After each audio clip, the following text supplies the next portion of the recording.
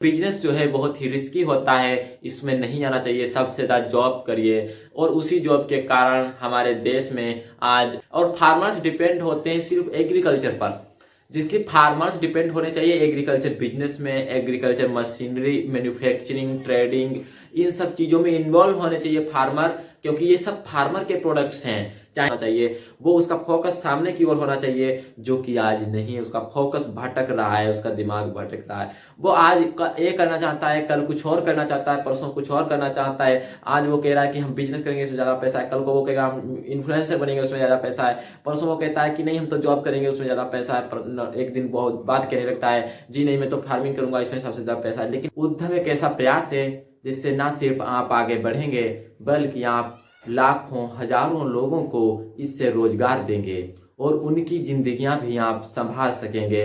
ऐसे एक प्रयास को कहते हैं उद्यमशीलता या उद्यम।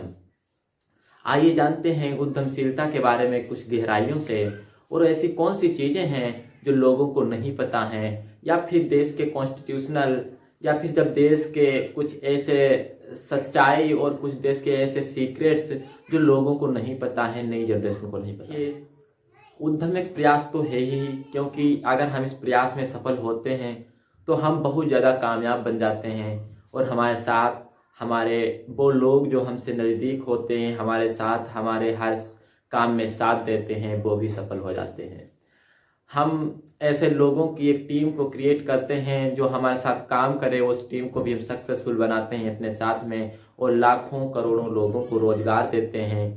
ऐसे ही प्रयासों को उद्यम कहते हैं। देखिए बात है 1992 और 93 की, जब देश में जो है देश के सेंट्रलाइज्ड सिटी या स्टेट दिल्ली में पॉपुलेशन बहुत ज़्यादा बढ़ रही थी, क्योंकि उस समय उत्तर प्रदेश और बिहार जैसे राज्य के बहुत सारे लोग दिल्ली जा रहे थे।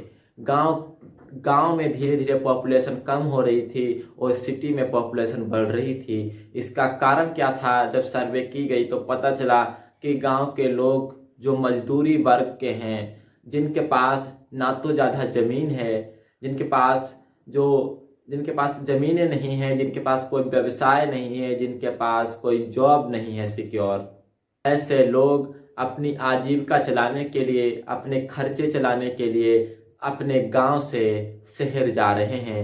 और ऐसे शहर जहां की पूरे भारत का जो केंद्र है, वहां पर वो लोग जाकर एक जॉब की तलाश करते हैं। ऐसी जगह पर जब वो जाते हैं तो वहां सर्वे के दौरान पता चलता है कि वहां भीड़ की वजह से बहुत सारी पॉपुलेशंस और डियरनेस बढ़ती हैं। अब जब उन लोगों की पॉपुलेशन वहां पर भीड़ को कम करने के लिए और गांव की जो पॉपुलेशन है वो गांव में ही रहे, गांव के लोगों को गांव में व्यवस्थित रूप से रखने के लिए एक व्यवस्था बनाई गई। 1992 और 93 में एक उद्यमशीलता प्रणाली को लागू किया गया, जिसमें बताया गया कि गांव के लोगों को अब गांव में रोजगार दिया जाएगा और उस रोजगार के जरिए वो खुद तो रोजगार वाले होंगे, साथ में अपने पड़ोस के लोगों, पड़ोस के गांव, पड़ोस के अन्य लोगों को भी रोजगार देंगे। ऐसे प्रयासों को सफलता मिली, लेकिन 99% वो प्रयास फेल हो गए, 1% ही सफल हो पाए। क्यों? हम आपको बताते हैं कि उनमें प्रयासरत लोग जिनको कहीं ना फाइनेंस मिला, बैंकों से लोन मिला, 92-93 में जिन बैंकों ने उन्हें लोन दिया, उनका लोन का टेन्योर कम था। टेन्योर कम होने के कारण वो लोनों को सबमिट करने में थोड़ी प्रॉब्लम्स आई। फर्स्ट टाइम बिजनेस कर रहे थे, फर्स्ट टाइम किसी व्यवसाय में आ रहे थे, सरकार का अच्छा सपोर्ट नहीं मिला, जिसके कारण उन लोगों को, उन व्यवसायियों को अच्छी ट्रेनिंग नहीं मिली, उन्हें ब्रांड मार्केटिंग क्या होता है ये सब पता नहीं है। आज भी गांव के लोग ये सब ज्यादा नहीं जानते हैं।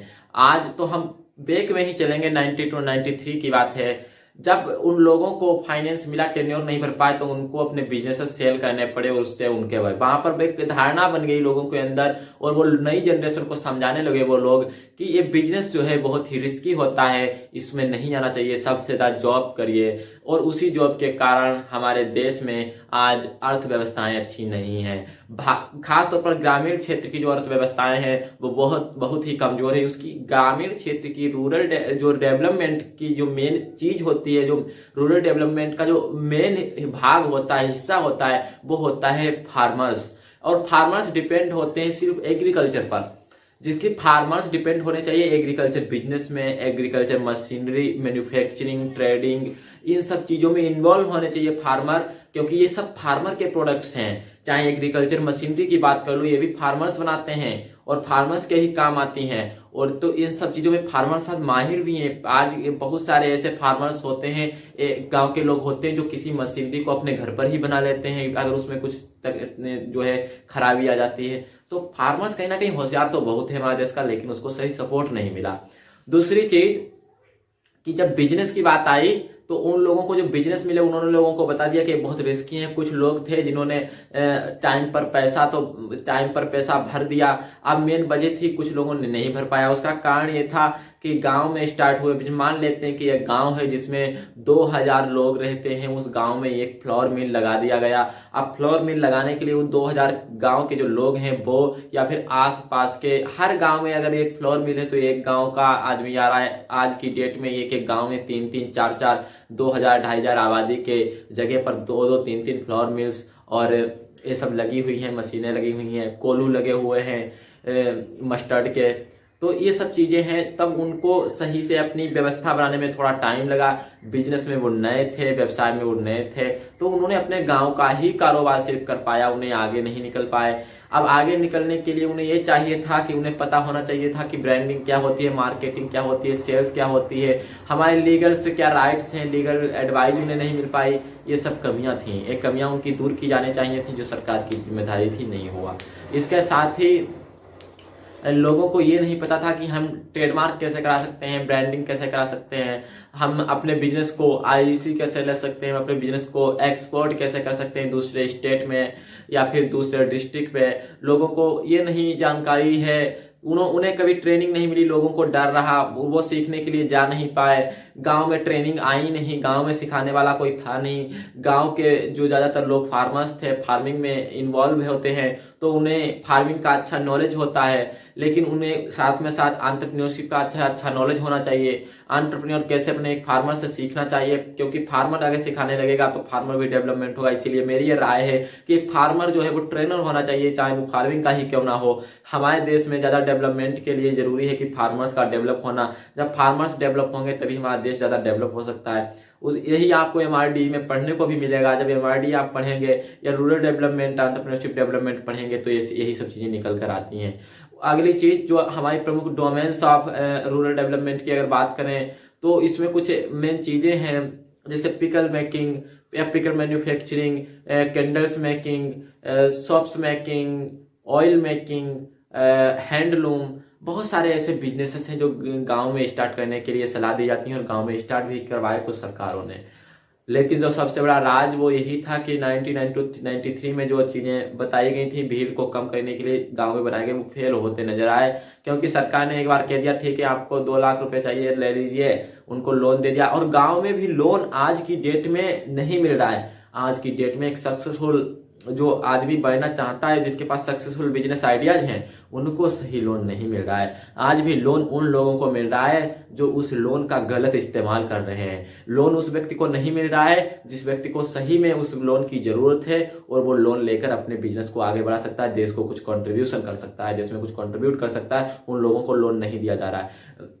यही एक मेन वजह है। और आज भी गांव की जो है वो इकोनॉमी बहुत ज्यादा लो रहती है। हमारे देश में कुछ लोग व्यवसायिक तौर पर बहुत ज्यादा लोगों पर जो है अपना कब्जा किए हुए हैं। देश का 0.001% व्यक्ति लगभग सभी लोगों पर अपने प्रोडक्ट सेल करते हैं, और यही एक वजह है जो हम लोग नहीं पहचान रहे हैं। हमें सबसे ज्यादा ध्यान देना होगा अपनी खुद की इकोनॉमी पर, अपनी खुद की विलेज में एक अर्थव्यवस्था बनाएं, एक कमेटी बनाएं, जिस कमेटी के द्वारा आप उस कमेटी में एक अच्छी फाइनेंस प्लानिंग करें, एक अच्छी बिजनेस की प्लानिंग करें और उस प्लानिंग के साथ आगे बढ़ें। जैसा कि सरकार ने 1993 में इस सब चीज़ें बताई थी। 1993 में सरकार ने कहा था कि हमें कमेटी संगठन बनाना होगा गांव के लोगों को, या सेल्फ हेल्प ग्रुप जिसमें फार्मर्स जुड़कर अपना कंट्रीब्यूशन कर सकते हैं, अपनी